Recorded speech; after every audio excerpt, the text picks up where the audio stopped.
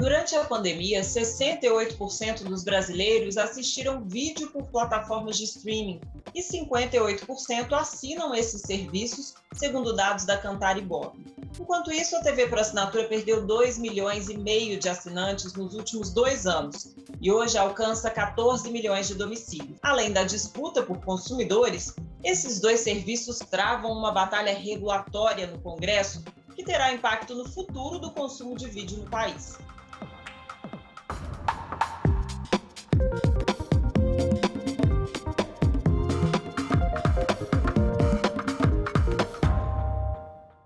Nosso tema hoje é a regulação de plataformas de streaming e vídeo por demanda.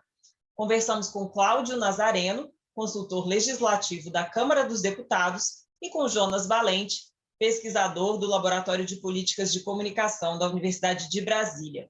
Muito obrigada pela presença de vocês. Eu começo com o Jonas perguntando sobre essa disputa que existe hoje. Há, de fato, uma desigualdade nesse mercado e a necessidade de regulação de vídeo por demanda e streaming? Assim como a gente teve em vários outros momentos, né, da história, novos serviços surgem, e quando novos serviços surgem, há um questionamento por parte das indústrias estabelecidas, porque elas passam a perder mercado, como você mesma acabou trazendo os dados. Então, o que a gente vê hoje são, por exemplo, os provedores, distribuidores, programadores de TV por assinatura reclamando dos serviços de streaming, né, que eles chamam de OTTs, os over the tops, porque eles funcionam por cima dos serviços de transporte de informação, porque eles não têm determinadas obrigações. Então, o movimento que se tenta fazer por parte dessas indústrias consolidadas é de flexibilizar a legislação. Ou você impõe obrigações para esses outros, ou você flexibiliza as suas obrigações para que você não tenha obrigações. Do lado dos serviços de streaming, e aí a gente tem um momento de transição em que você tem programadores que estão nos dois momentos, a gente pode olhar tanto nacionalmente no caso da Globo, né? A Globo é uma programadora por meio da Globosat muito forte na TV por assinatura, mas também tem o Globoplay, a HBO, a Disney, ou seja, quem está produzindo conteúdo, em geral, está nesses dois locais desse período de transição, que vai permanecer por muito tempo, né? A TV paga acho que não vai deixar de existir. O que é importante a gente lembrar é que isso não é só uma disputa de mercado, né? A gente precisa considerar, primeiro, que quando a gente está falando no setor, a gente não está falando somente das grandes empresas, a gente tem que observar os pequenos produtores, os pequenos canais, e segundo, a gente tem que também levar em consideração quais são os interesses dos cidadãos, que têm direito à informação, o direito à comunicação.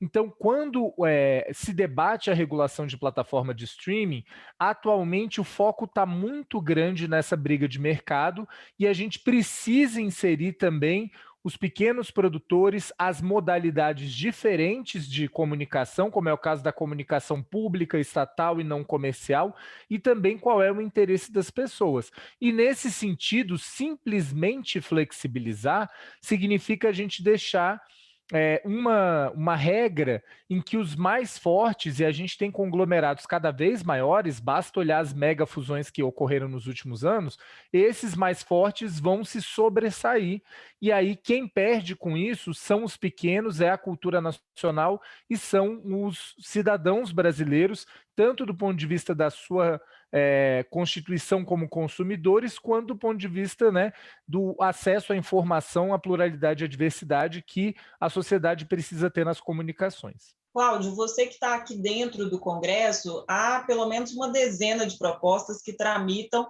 sobre esse aspecto da regulamentação do vídeo on demand, do streaming e da própria TV por assinatura e serviço de acesso condicionado.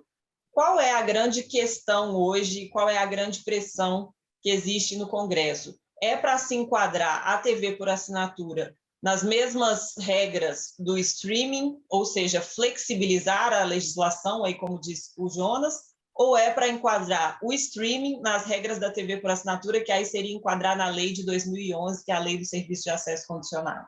Eu vejo que é uma disputa que tem a ver com o momento político, né, do país. Né? O momento político do país é um momento que está tendendo mais a um discurso liberalizante. Tem todas as propostas sendo discutidas e tem todos as matizes e todas as correntes dentro da Câmara, como não poderia ser diferente. Né? A Câmara tem todo aquele espectro bem diverso. Né? A questão de liberalizar, né, é uma questão realmente de afrouxar, de não enquadrar o serviço de streaming para dentro do serviço da TV por assinatura, chamado o SEAC, né, o Serviço de Acesso Condicionado. Mas realmente não dá para dizer qual que vai ser a solução que vai prevalecer, né? Mas evidentemente existem esses dois posicionamentos, né? Ou de afrouxar ou de trazer para dentro do SEAC.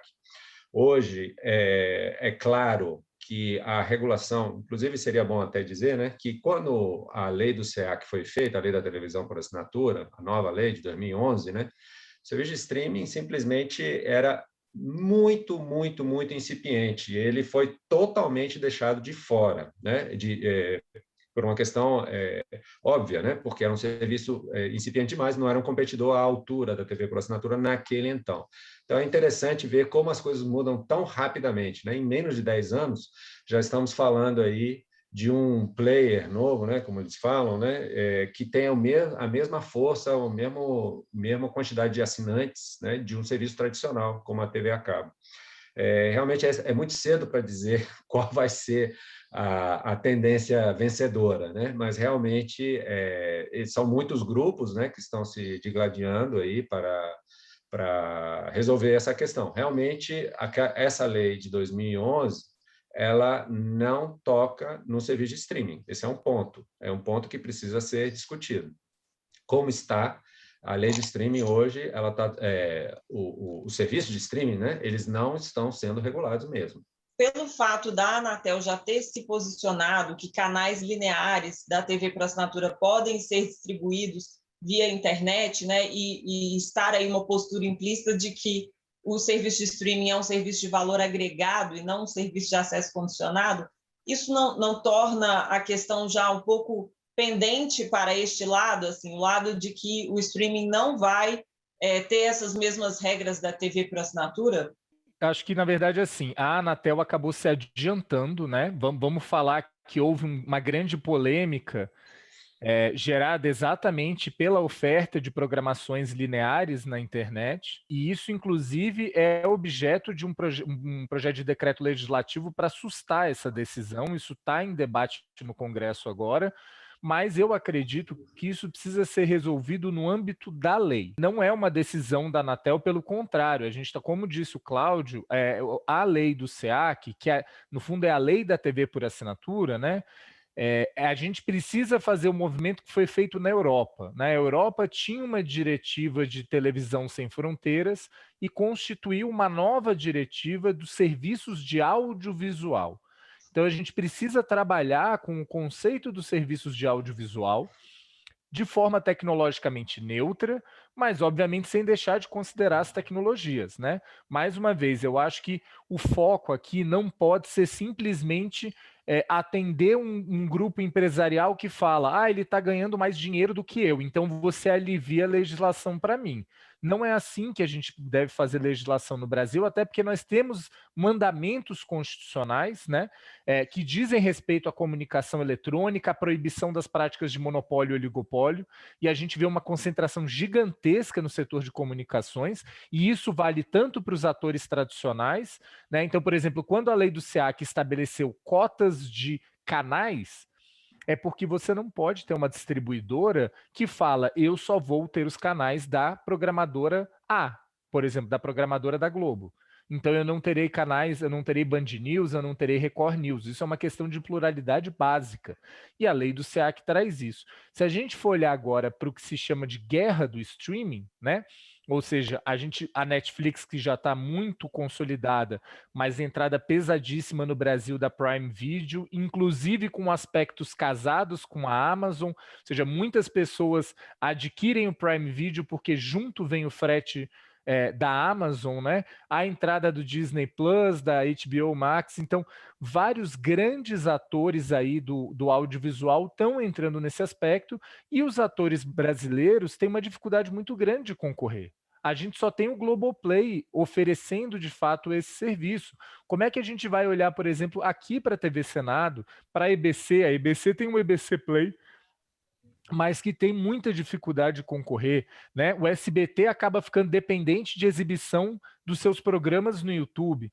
Então a gente tem um mercado muito complexo, né, nesse sentido, e eu acho que é importante que a gente faça não um movimento de afrouxamento, mas o contrário, um movimento de reconhecer que esses são serviços que, como você mesmo disse, Glauciene, hoje estão sendo muito utilizados pelos brasileiros, e é preciso trazer as diretrizes da Constituição Federal de cultura nacional, de diversidade, pluralidade, produção independente para esse cenário do streaming, e isso deve se colocar no âmbito de uma regulação por meio de leis e não por uma decisão da Anatel, como foi feito. Qual é a diferença na prática entre o serviço de acesso condicionado, que está na lei de 2011, e o serviço de valor agregado, que é como essas plataformas de streaming querem se enquadrar? As definições, eu acho que elas falam uma com a outra, apesar de terem aproximadamente 10 anos de diferença nas definições. A Lei Geral de Telecomunicações, quando da época da privatização das telecomunicações, 97, ela diferenciou o serviço de telecomunicações do serviço de valor adicionado. Ou seja, uma coisa é um serviço de telecomunicação, uma rede de telecomunicações que presta um determinado serviço, por exemplo, a telefonia, né? Em 97 só tínhamos a telefonia, e outra coisa eram serviços específicos que se usavam da rede de telefonia, isso que se chama de serviço de valor adicionado, como, por exemplo, naquela época, o teledespertador, né? A gente está falando de uma coisa bem velha agora, né? E faz tão pouco tempo.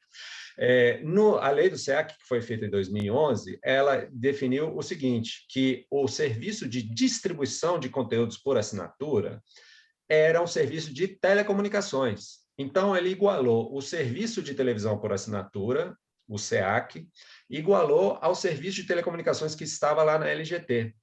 Portanto, o serviço de televisão por assinatura não pode ser considerado um serviço de valor adicionado como estava lá na LGT. Então, está claro que hoje, na lei, do jeito que está escrita, a lei do SEAC e a LGT, a lei da televisão por assinatura e a lei de telecom, está claro que serviços que são prestados pela internet, em que não é necessário um serviço de telecomunicações para dar a outorga, né?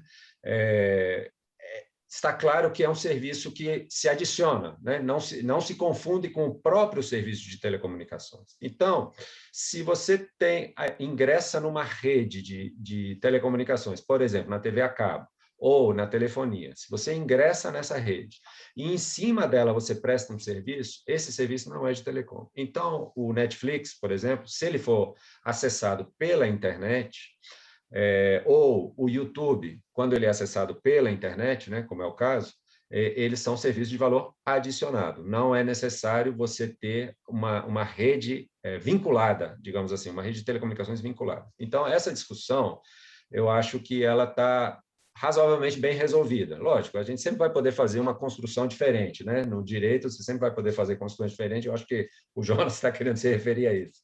Mas, assim, é razoavelmente bem pacificado, né, de que um serviço de streaming hoje é um SVA. Mas vale lembrar, Glauciene, só adicionando muito rapidamente, que a lei traz um outro conceito, que é o conceito, a gente está falando ainda, né, para quem está nos acompanhando, da Lei de TV por Assinatura de 2011.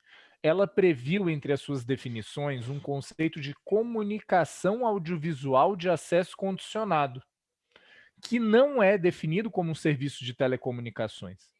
Então, dentro desse conceito já existente na lei, poderiam ser enquadrados os serviços por assinatura. A gente não está falando aqui, por exemplo, do YouTube, porque a gente não está falando das plataformas que não... Na verdade, a gente estaria falando do YouTube na sua versão paga, Mas aqui, esse conceito, quando a gente fala de Netflix, Amazon Prime, HBO, Disney e tal, eles poderiam, entendo eu, serem enquadrados não como o SEAC, o Serviço de Acesso Condicionado, que aí sim é um serviço de telecomunicações, mas como a comunicação audiovisual de acesso condicionado.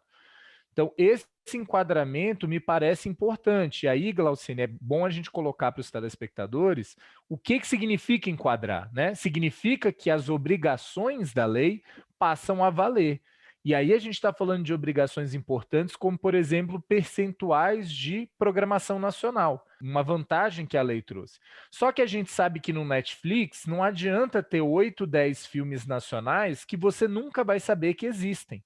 E aí entra, sim, o aspecto de como essas plataformas funcionam e de como a gente precisa incorporar novos mecanismos para que não basta somente ter cota. E isso está acontecendo em outros países. A instauração de cotas nesses serviços, mas também que essas programações possam ser recomendadas e visualizadas pelos usuários. Falando um pouco da questão tributária, também há diferenças nesses dois tipos de enquadramento, né? Hoje, as plataformas de streaming estão pagando apenas ISS de imposto ou elas também pagam Condecine, que é a contribuição que está estabelecida para o serviço de TV por assinatura. Se ela é enquadrada como um serviço de valor agregado, SVA, ela vai ter que pagar Condecine também? Essa é uma discussão bastante complexa e teve agora uma resolução legislativa, né, a medida provisória 1018, que tratava das televisões via satélite, né, onde foi explicitado que serviço de streaming não vai mais fazer o pagamento do tributo da tal da Condecine título, né, que é devido cada vez que é lançado um título no mercado, né. O governo vetou esse ponto, diz que não pode abrir mão dessa arrecadação. Exato, mas esse é um assunto que eu acho que vai retornar, né? Porque teve várias manifestações aí a favor e contra, então eu acho que essa é uma ferida aberta, digamos assim, né? Que ainda vai ter que ser tratada. Realmente, a lógica da Condecine é pagamento de uma taxa para cada lançamento, para cada janela de exibição. Essa que é a lógica por trás, né? Se quer evitar o pagamento em uma determinada janela, eu acho que o mais correto para evitar qualquer judicialização e problemas legais, né, seria você ter essa explicitação na lei, né? Foi isso que se procurou fazer na 1018, né? Tentou colocar claramente na lei de que o serviço de streaming não pagaria. É uma questão de arrecadação fiscal, sim, não tenha dúvida. Por quê? Você acabou de falar no início, né, que o serviço de streaming já não é mais um serviço incipiente, né? É um serviço de peso. Então, se a gente parar de arrecadar cada lançamento na janela de streaming, realmente o impacto, eu não tenho os números precisos, né, mas o impacto seria bastante grande. Do jeito que está... Ainda então, mais se o streaming for realmente se firmar como a tecnologia que vai substituir, digamos, a TV paga. Vocês acreditam que isso vai acontecer? Eu não acho que vá substituir totalmente, né? A história mostra que tudo se complementa, né? Sem dúvida, por exemplo, a televisão aberta, todo mundo achava que ia acabar com a internet, né? A televisão aberta não acabou com a internet, elas realmente se complementam. Jornais com a internet, né? A gente tem muitos exemplos nesse sentido, né? Voltando à questão tributária, né? Hoje realmente há uma assimetria, isso daí não há dúvida, há uma assimetria. Agora, é uma decisão, né, a ser feita, né? É importante nivelar essa assimetria regulatória? Sim ou não? Essa é uma decisão que tem que ser tomada, né? Outra decisão que tem que ser tomada é essa questão cultural, que o Jonas tanto se refere. Quando a gente elimina todas as barreiras, a gente está deixando as forças dominantes tomarem conta do mercado, né? Foi isso que foi feito na lei da televisão por assinatura, SEAC 2011, né? Foram colocadas cotas de produção nacional para você promover não só a indústria nacional, mas a cultura nacional, né?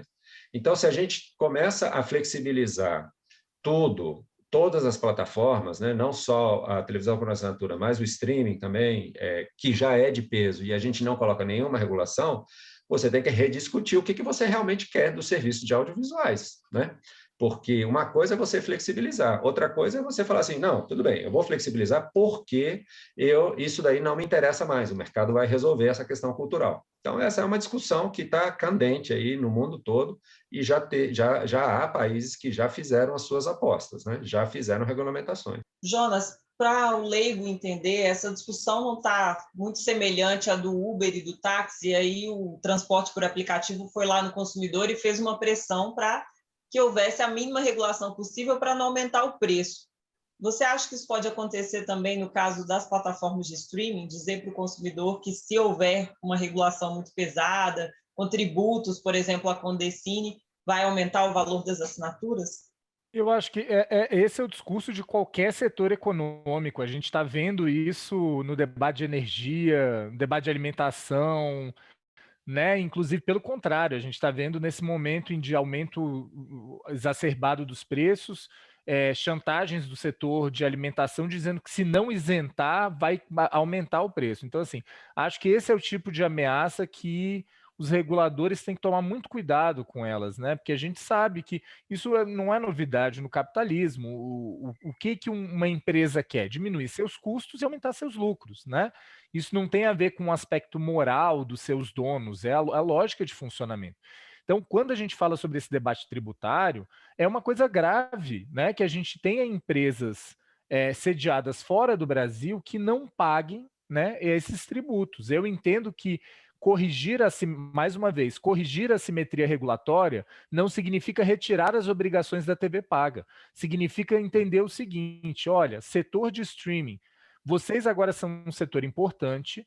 O Brasil entende que os principais agentes econômicos do mercado audiovisual, né, e que ofertam isso, têm que pagar tributos para financiar o fomento ao audiovisual. E aí vamos falar isso, a gente não está falando pagar tributo para se perder no Tesouro Nacional. A gente está falando de um tributo que financia, né, toda vez que a gente vê um filme brasileiro que tem lá a Ancine, esse financiamento é feito por meio dessa taxação. E aí, isso é fundamental, porque, infelizmente, no Brasil se constitui um mercado muito dependente, né, desse financiamento público. Inclusive, não cabe aqui, a gente não consegue aprofundar, mas com um modelo complicado de renúncia fiscal. Então, assim, é muito importante esse tipo de taxação. Qual que é o discurso que essas empresas fazem? Isso vai barrar a inovação, blá, blá, blá, blá, blá. O que historicamente já se constituiu como saída? Você faz regras diferentes para as principais empresas. Aquilo que se chama, em alguns setores, de empresa com poder de mercado significativo. Né? Isso é um instrumento utilizado em outros países. Então, se determinada plataforma tem mais de 2 milhões, 5 milhões, 10 milhões é muita coisa, mas 1 milhão, 2 milhões de usuários, aí você incide determinada tributação sobre ela. Se essa plataforma é menor, é uma plataforma de nicho, é uma plataforma, por exemplo, gratuita, não entraria. Então, a TV Senado, como ela oferece, ela não necessariamente seria tributada. Isso seria cobrado somente por aqueles que arrecadam dinheiro com isso. Então, há maneiras de você fazer com que essa tributação incida sobre, de fato, quem está arrecadando muito dinheiro sobre isso. E o benefício disso é ajudar a financiar o audiovisual. Mas aí eu trago outro lado que eu já coloquei, Glauciene, que não adianta só financiar uma produção para o produtor fazer e ir lá bater na porta do Netflix e do Prime Video e eles falarem, não quero. Então, é preciso sim discutir também as cotas e a divulgação dessa obra dentro do catálogo, porque senão essas obras não serão vistas pelos brasileiros nas grandes plataformas de streaming. Vamos falar agora dos canais públicos, né? Na lei do SEAC de 2011, tem lá os canais da cidadania reproduzindo o que trouxe a lei do cabo, e também os canais abertos, que eles devem ter um carregamento obrigatório na TV por assinatura. No caso do streaming, como fica esse carregamento obrigatório? É um princípio que vai se perder ou já há solução para ele? Há emendas no Congresso relacionadas à comunicação pública, correto, Cláudio? É uma discussão, é mais uma das discussões, é mais um grupo que está nessa luta aí, nessa nova regulamentação, que é o grupo dos radiodifusores da radiodifusão aberta, tanto as comerciais quanto as públicas estatais. Os serviços de streaming, eles não foram pensados originalmente para a transmissão de televisão aberta, né? Eu acho que era também uma questão tecnológica, de gargalos na rede e tal, porque uma coisa é você transmitir sob demanda e outra coisa é você transmitir streaming, né? Mas hoje em dia, digamos assim, há uma capacidade de uma qualidade melhor, né? Com menos lags, né? Para você transmitir o streaming ao vivo, digamos assim. Então, é uma discussão que está com força, tem bastante força hoje, que é trazer também os canais ao vivo, a radiodifusão aberta e a radiodifusão pública, para dentro do serviço de streaming. Não há nenhum problema técnico quanto a isso. Ainda não é a mesma coisa, né? A televisão radiodifusão aberta sempre, por um bom tempo, eu acho que ela vai ser melhor tecnicamente, né, do que ela conduzida dentro da internet, né? Mas não haveria nenhum problema técnico para se fazer isso. Como o Jonas também argumentou, né? Os próprios streams, eles têm as suas categorias, as suas categorizações, né? Então, uma das discussões se não deveria ter uma categorização também para os canais públicos, ou mass carry, ou somente as televisões abertas, tanto faz se são comerciais ou públicas, né? Mas, de fato, existe essa discussão e está longe de se chegar a um consenso. Eu só queria levantar uma coisinha, voltar só um piquitinho, que eu acho que é importante também que as pessoas percebam o seguinte, que quando a gente fala em internet, a gente está tirando a discussão do âmbito local, ou regional, ou nacional, para passar a questão para um âmbito global, né? A gente está parando de falar de empresas que agem apenas nesse nicho, nesse mercado brasileiro, de 12, 15, 20 milhões de pessoas, que são as assinantes, né? Para o mercado global, de 100, 200, 1 bilhão de pessoas, né? Então, quando a gente fala em pressões comerciais, a gente está trocando, a verdade é essa, né? A gente está trocando grandes players nacionais por grandes players globais, né? Então, tem uma armadilha aí muito grande que precisa ser muito bem reconhecida quando a gente fala em serviços de internet. Porque a internet é uma questão livre, né, por natureza. Então, se ela é livre por natureza, há uma tendência à concentração, né? A tendência é de concentrar, né? Então, realmente é uma discussão muito importante. Precisa ser entendido que a internet é um fenômeno global, portanto, concentrador, né? E, portanto, é uma briga constante entre forças dominantes e mercados nacionais, mercados locais.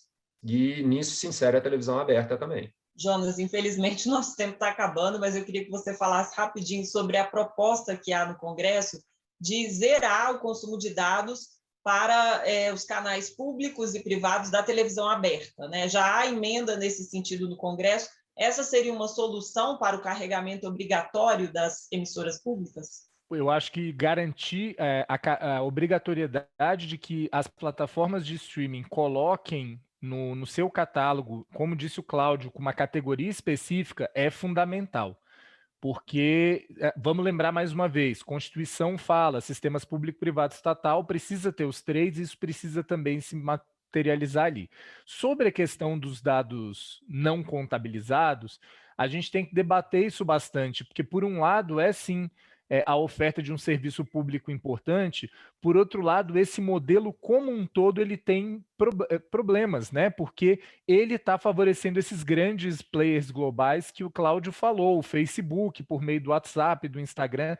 Então, acho que é um tema que, de fato, a gente precisa garantir que os canais públicos cheguem à população, inclusive por meio da internet, mas temos que avaliar de que maneira isso pode ser feito da melhor forma. Muito obrigada pela participação de vocês. E esse foi mais um episódio do TV Senado 25 anos. Nesta série, nós tratamos de temas relacionados à comunicação, como fake news, liberdade de imprensa, comunicação pública e regulação. Para acessar outros programas, acesse nosso site. O endereço é senado.leg.br/tv ou o canal da TV Senado no YouTube. Obrigada pela audiência e até a próxima.